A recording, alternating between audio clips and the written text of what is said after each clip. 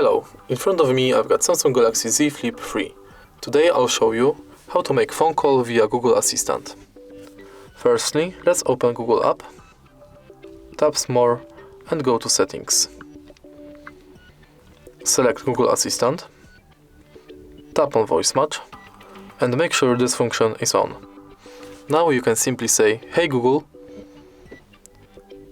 call Lily." Calling Lily. Mobile.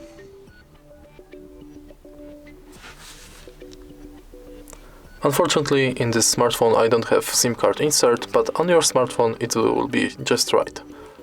That's the process how to call via Google Assistant. If you find this video helpful, please leave like, comment and subscribe.